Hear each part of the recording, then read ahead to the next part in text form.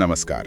भारत के इतिहास में देखिए शौर्य और बलिदान की कहानियों के साथ साथ ना कुछ ऐसी प्रेम कहानियां भी मिलती हैं जो दिल को छू जाती हैं। हाँ बिल्कुल, भले ही उनका अंत शायद उतना सुखद ना रहा हो। सही कहा।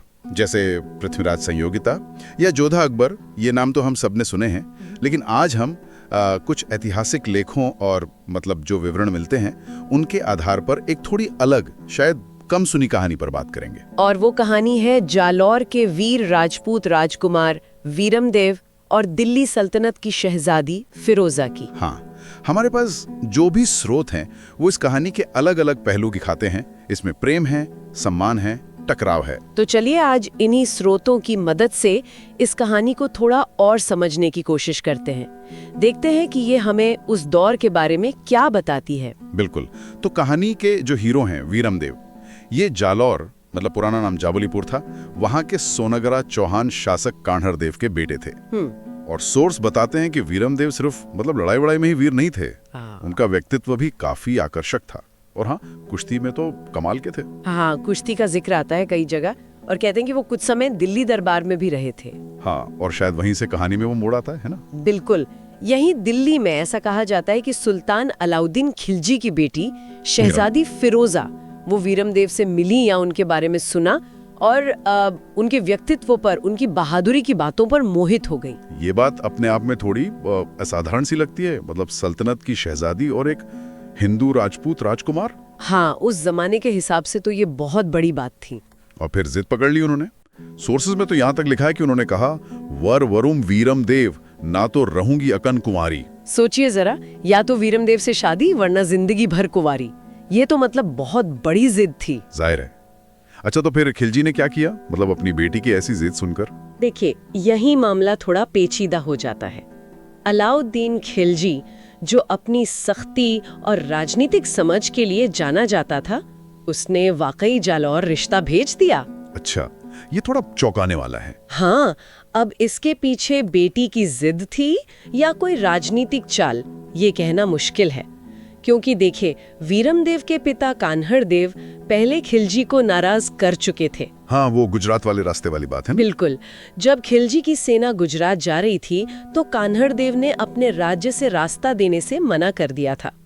तो हो सकता है खिलजी इस रिश्ते से या तो पुराना हिसाब बराबर करना चाहता हो या जालौर पर कोई दबाव बनाना चाहता हो। ये भी हो सकता है। लेकिन वीरमदेव ने क्या किया?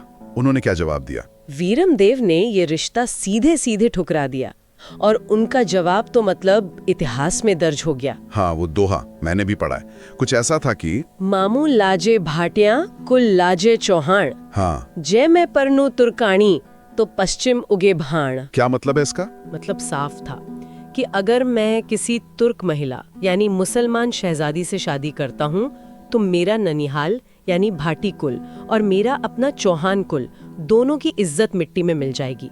और ऐसा होना उतना ही नामुमकिन है जितना सूरज का पश्चिम से उगना। ये तो सिर्फ शादी से इनकार नहीं था, ये तो सीधी चुनौती थी। और इसमें उस जमाने के राजपूत समाज की सोच साफ झलकती है। कुल का गौरव, धर्म की पहचान, ये सब कुछ सबसे ऊपर था। बिल्कुल, अपने कुल और धर्म की मर्यादा। हाँ, और जाहिर है खिलजी जैसे सुल्तान के लिए ये बहुत बड़ा अपमान था। मतलब उसकी बेटी का रिश्ता ठुकरा दिया, वो भी ऐसे शब्दों में। तो फिर नतीजा? लड़ाई, भयंकर लड़ाई। खिलजी ने जालौर पर हमला कर दिया। स्रोत बताते हैं कि युद्ध बहुत भीषण हुआ।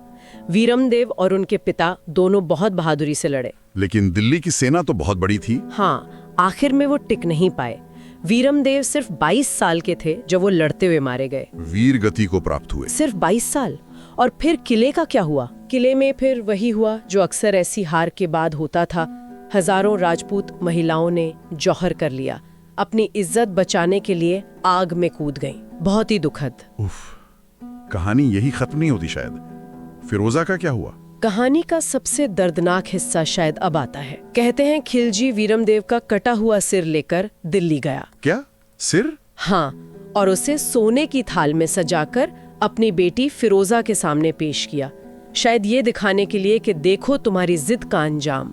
हे भगवान, फिरोजा ने क्या किया होगा ये देखकर? वो तो टूट ही गई होंगी पूरी तरह, अपने प्रेमी का सिर इस हाल में देखना। और वो जो कहानी है कि सिर ने मुंह फेर लिया। हाँ, कुछ लोक कथाओं में ये बात भी आती है कि जैसे ही फिरोजा सामने आई, वीरमदेव के सिर ने दूसरी तरफ मुंह कर लिया। अब देखिए, ये ऐतिहासिक सच है या लोगों की कल्पना, ये कहना मुश्किल है। लेकिन ये कहानी के असर को और बढ़ा देता है ना, मतलब मरने के बाद भी वो सम्मान। बिल्कुल। अच्छा, और फिरोजा ने जो इसके बाद किया वो भी कम हैरान करने वाला नहीं है। क्या किया उन्होंने? उन्होंने वीरमदेव के उस सिर का बाकायदा हिंदू रीति रिवाज से अंतिम संस्कार करवाया। एक मुस्लिम शहजादी ने? हाँ, और फिर कहते हैं खुद यमुना नदी में कूदकर जान दे दी। ओह, ये तो मतलब प्रेम की खातिर जान दे दी। हाँ, हिंदू रीति से अंतिम संस्कार करवाना और फिर खुद जान दे देना, ये इस कहानी को बहुत ही मार्मिक और असाधारण बना देता है। तो ये थी वीरमदेव और फिरोजा की कहानी। एक तरफ बेपनाह मोहब्बत, दूसरी तरफ कुल, धर्म और राजनीति की दीवारें। बिल्कुल। वीरता, बलिदान, सम्मान और आखिर में एक दुखद अंत। ये कहानी हमें उस जमाने के बारे में बहुत कुछ सोचने पर मजबूर करती है। समाज कितना जटिल था, है ना? हाँ, ये स्रोत हमें वही दिखाते हैं कि कैसे उस दौर में कुल और धर्म का मान व्यक्तिगत भावनाओं से भी कहीं ज्यादा ऊपर था। प्यार अक्सर सत्ता और परंपरा की लड़ाई में हार जाता था, और इतिहास सिर्फ राजाओं और जंगों की कहानी नहीं, ऐसी इंसानी त्रासदियों से भी भरा पड़ा है। सही बात है। यह हमें याद दिलाता है कि इतिहास में सिर्फ तारीखें और घटनाएं नहीं होती, भावनाएं और इंसानी रिश्ते भी होते हैं। बिल्कुल। तो आज के लिए बस इतना ही।